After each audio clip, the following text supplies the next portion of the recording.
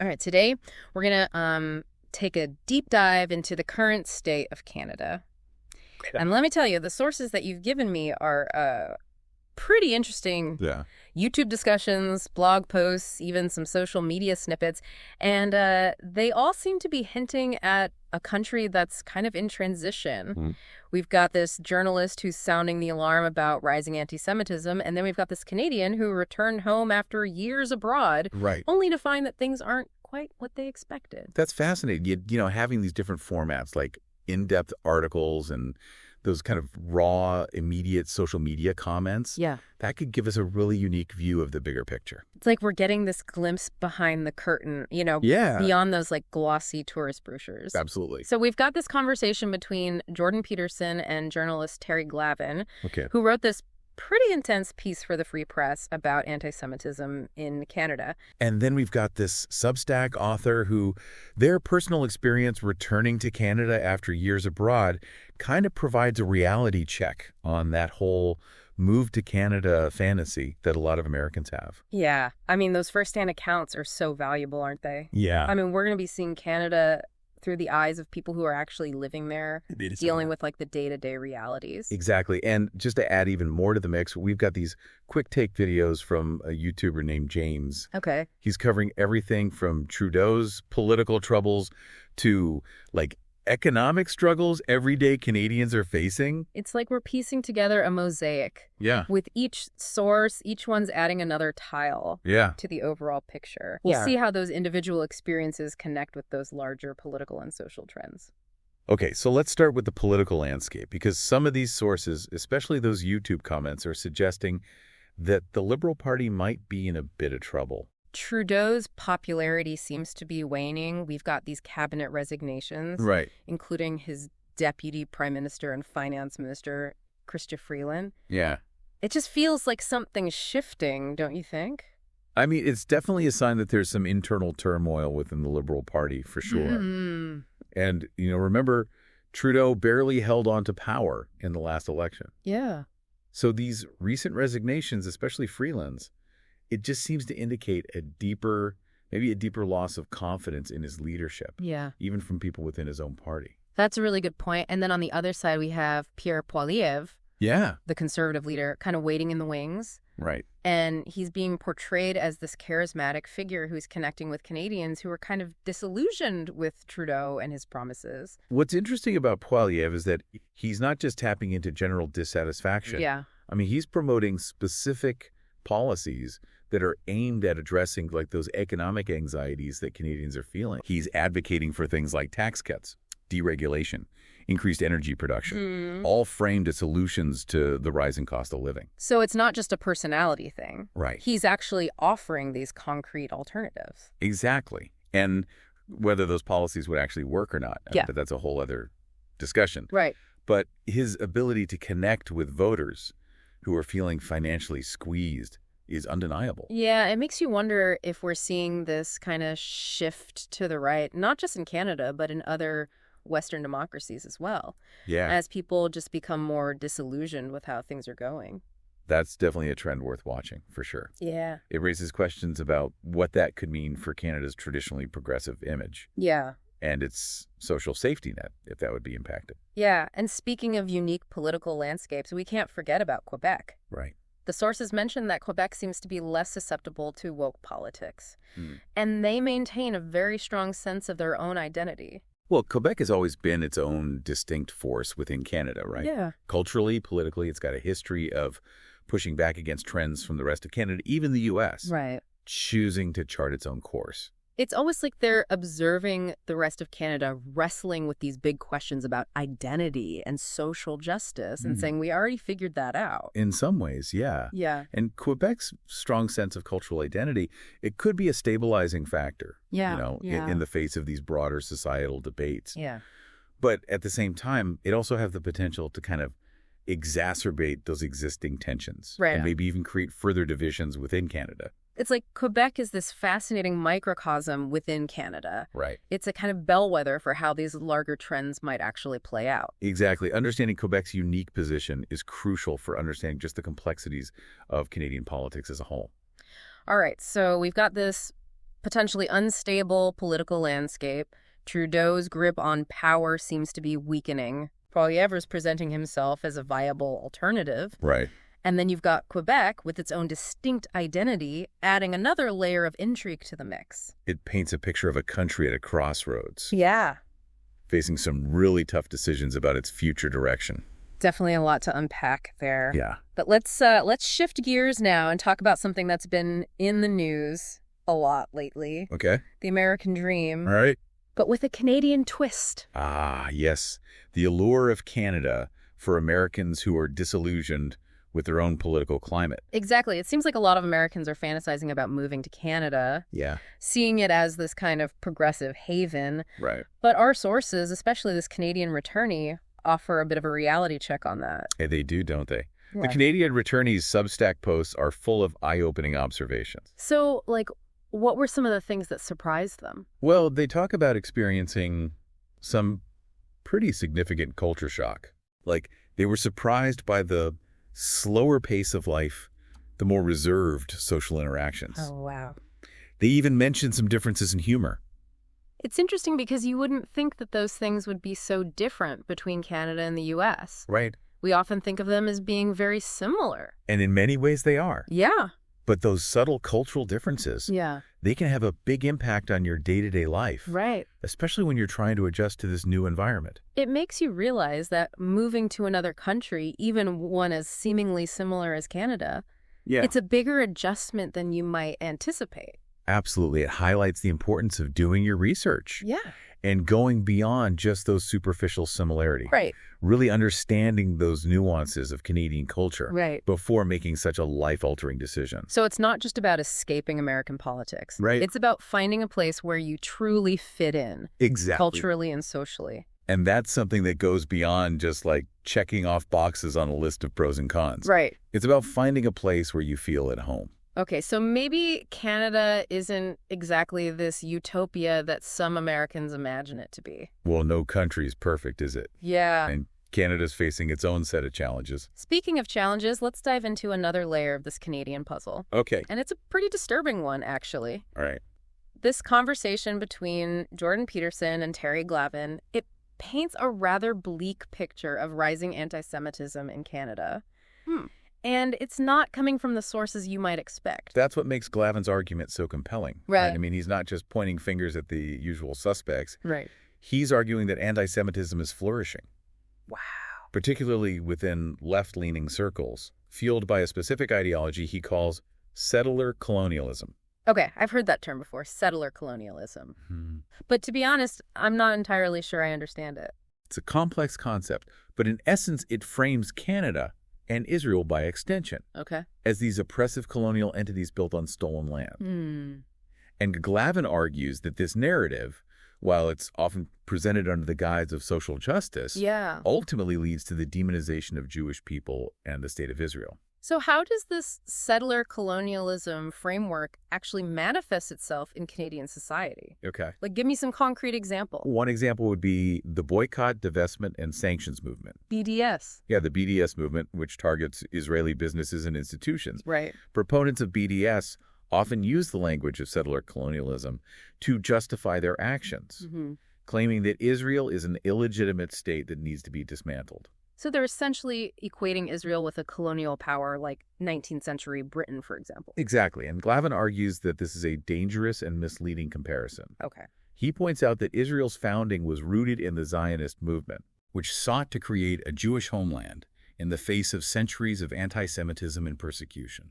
So he's saying that the historical context is crucial, that you can't just lump Israel in with other colonial powers without understanding the unique circumstances of its creation. Precisely. And he argues that this settler colonialism framework, by ignoring that historical context, ultimately serves to delegitimize Israel's right to exist.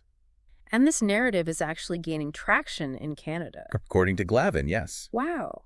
He points to examples of this ideology being embraced by university professors, student groups, even some politicians. It's pretty unsettling to think that these ideas are finding a foothold in a country like Canada, which has traditionally prided itself on its tolerance and diversity. And that's what makes Glavin's warning so urgent, right? Yeah. I mean, he sees this rising tide of anti-Semitism as this canary in the coal mine, Yeah. a sign of a deeper societal malaise.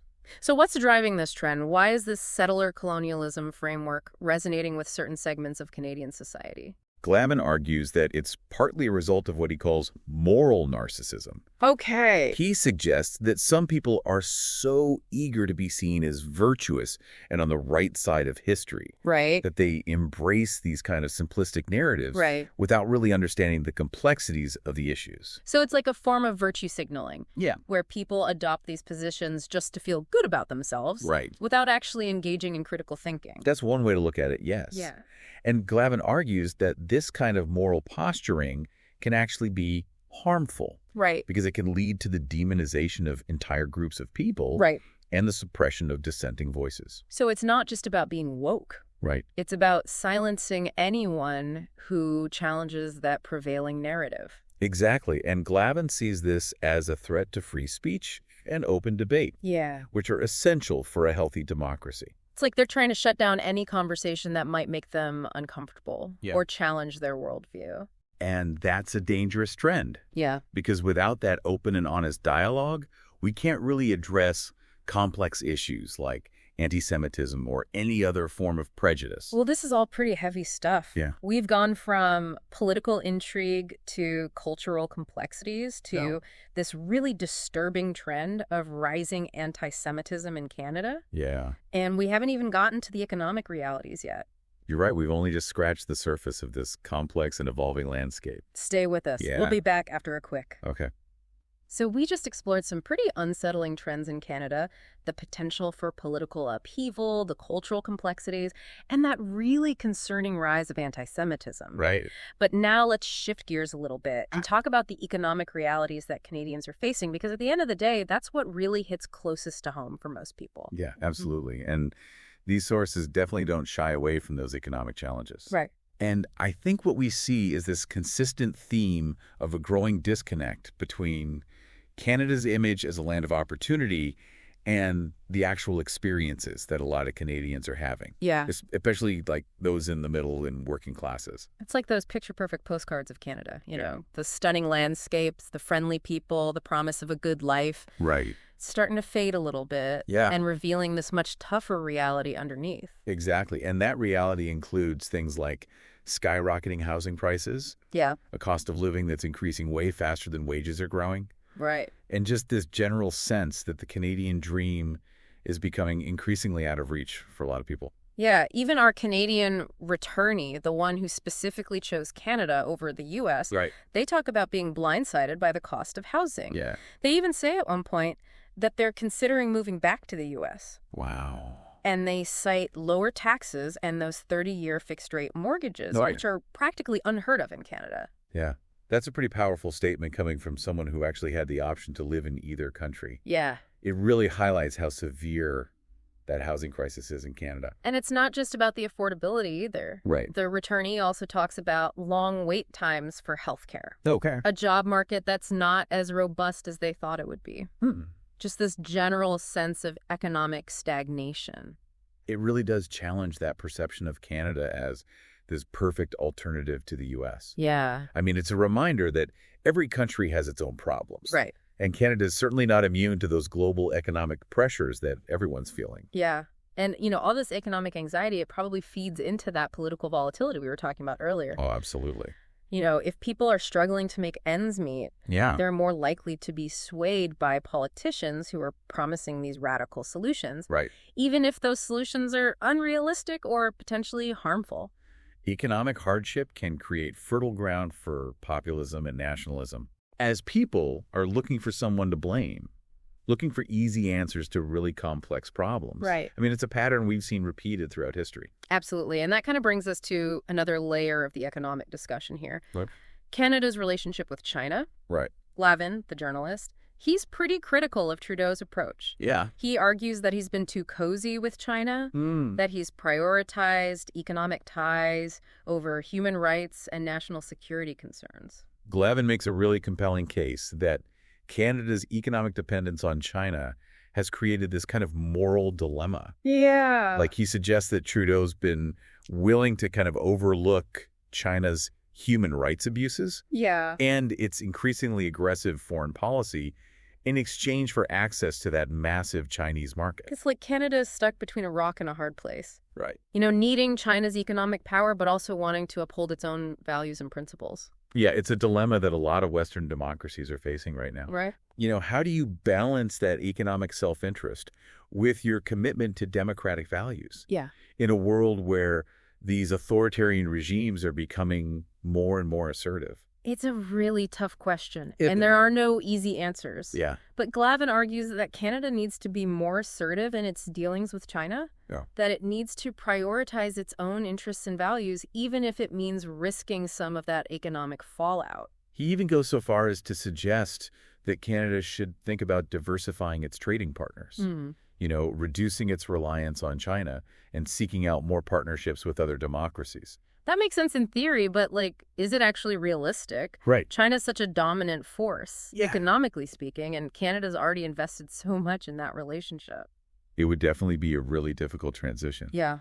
But Glavin argues that it's necessary for Canada to maintain its sovereignty and protect its democratic institutions in the long run. He sees this over-reliance on China as this strategic vulnerability, a potential threat to Canada's independence. So we've got these internal economic struggles, the housing crisis, the rising cost of living, this sense of stagnation. Yeah. And then we've got these external pressures coming from China. Right. This economic giant that Canada seems increasingly beholden to. It's a multi-layered challenge. Yeah. And it's creating a lot of uncertainty about what the future holds for Canada economically. And all of this is happening against the backdrop of those political and social tensions that we were discussing earlier. It's true. It's like Canada is being pulled in multiple directions at once. Yeah. And it's not clear which way it will ultimately go. I think it's a pivotal moment for Canada, a real time of reckoning. Yeah. And the choices that Canadians make in the coming years, both individually and collectively, are going to determine the course of the nation. And speaking of choices, our Canadian returnee. Yeah. They ultimately decide to stay in Canada, despite all of those challenges they faced. Okay. And they actually talk about wanting to be part of the solution, to contribute to making Canada a better place. That's a really important point. Yeah. It's easy to get caught up in all the negativity, right, to focus on the problems. Yeah. But I think their story reminds us that even in the face of all these challenges, there are still people out there who believe in Canada, right, who are committed to making it work. It's a reminder that change is possible. Absolutely. That even when things seem bleak, there's always hope. Always.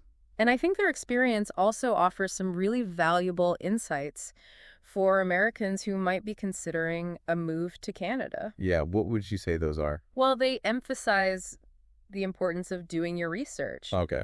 Connecting with people who've actually made the move recently. Right. And being realistic about your expectations. Right. So going beyond that kind of idealized image of Canada. Exactly. And understanding those nuances, the complexities, the challenges. Yeah. And then deciding if you're willing to embrace all of that. Exactly. It's about making an informed choice. Right. Not just jumping into something based on this fantasy. Right. Okay, so we've covered a lot of ground here. The political landscape, the cultural complexities, the economic realities, even the allure and the challenges of the Canadian dream for Americans. Right. But I think there's one big question that's still kind of hanging in the air. What's that? What does all of this mean for Canada's future? Is this a nation in crisis? Or is it simply going through this period of difficult but ultimately necessary transformation? Yeah, it's the million-dollar question, isn't it? It is. And the sources we've discussed, they offer a whole range of perspectives. Yeah. From deeply pessimistic to cautiously optimistic. Like Glavin's take, right, he paints a pretty bleak picture of Canada as this nation adrift. Right. Its identity fractured, its institutions weakened. Right. And he uses that stark comparison to the Weimar Republic, pre-Nazi Germany, to really illustrate how fragile democracy can be. Right. And the potential consequences of unchecked societal division. That's a really sobering thought. Yeah. But then we have our Canadian returnee, right, who, while acknowledging the challenges, ultimately chooses to stay in Canada. Right. And they express this belief that things can actually get better. That Canada can overcome these obstacles. I think their perspective really highlights the resilience of the human spirit. Yeah. Even when faced with adversity, even when faced with these frustrating realities, they choose to stay and be part of the solution. It's a powerful reminder that change doesn't happen overnight. Yeah, and that it requires the active engagement of citizens who are willing to work for it. absolutely. So what are some of those potential solutions? Okay. Where do we even begin to address these complex and interconnected issues? Well, the sources suggest that a good starting point would be to just acknowledge the problems honestly, Yeah. to move beyond those idealized images of Canada Right. and actually have some tough conversations about the realities that people are facing. So it's about facing those uncomfortable truths, like acknowledging the economic struggles of everyday Canadians, addressing the concerns about rising anti-Semitism, having those open and honest dialogues about how to navigate Canada's relationship with China. Exactly. It's about moving beyond those simple narratives Yeah. and actually engaging with the complexity of these issues Right. in a thoughtful and nuanced way. Right. And recognizing that there's no quick fix. Right?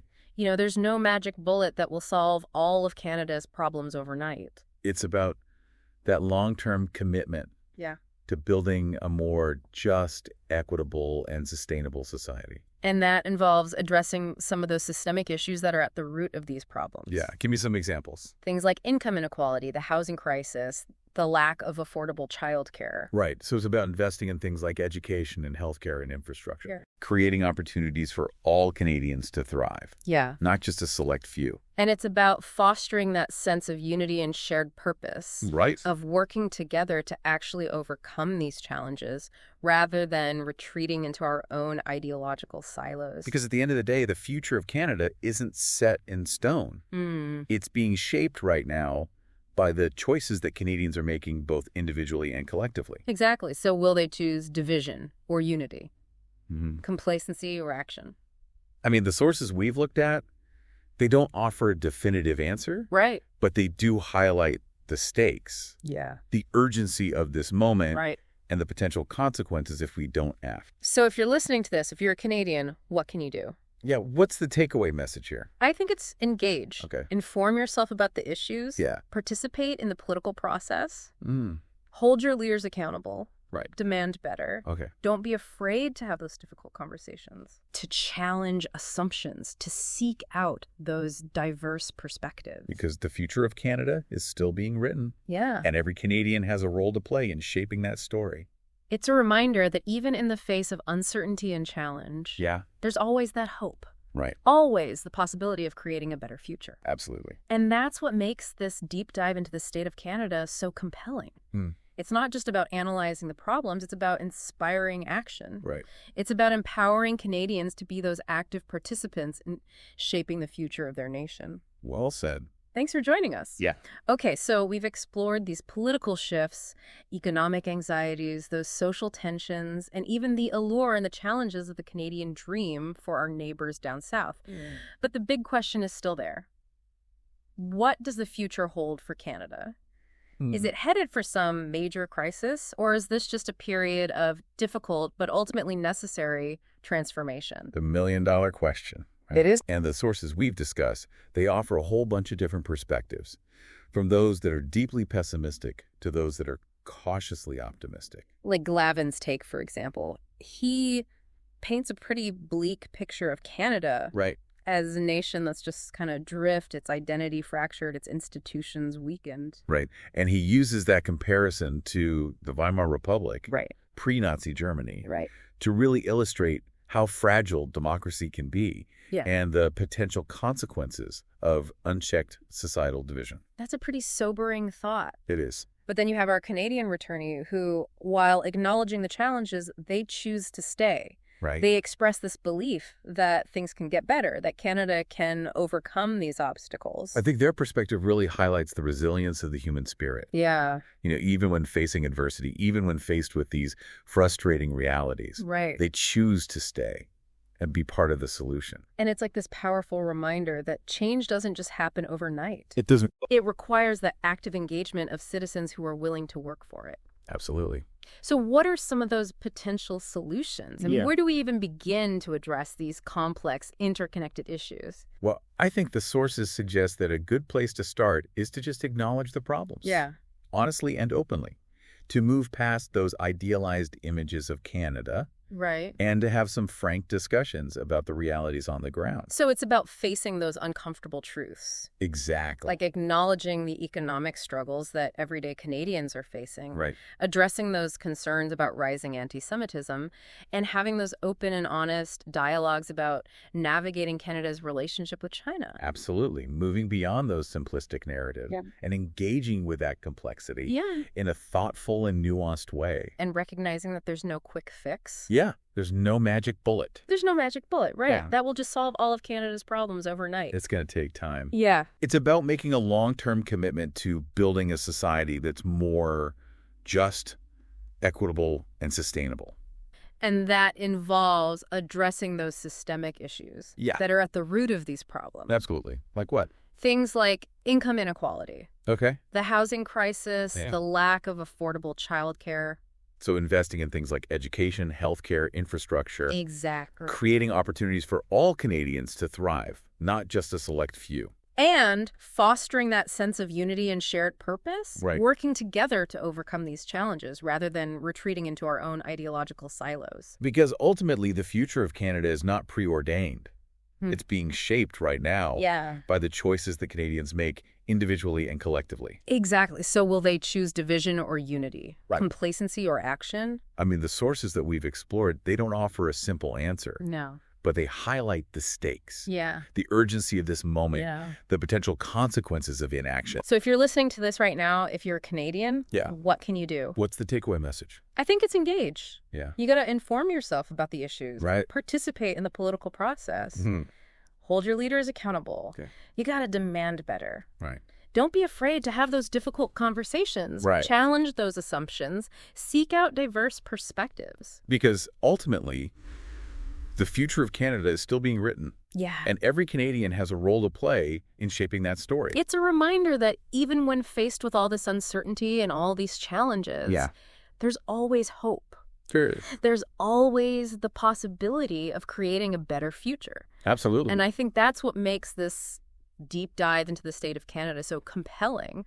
It's not just about analyzing the problems. It's about inspiring action, empowering Canadians to be those active participants in shaping the future of their nation. Well, thanks for joining us for this deep dive into Canada. Of course. Always a pleasure.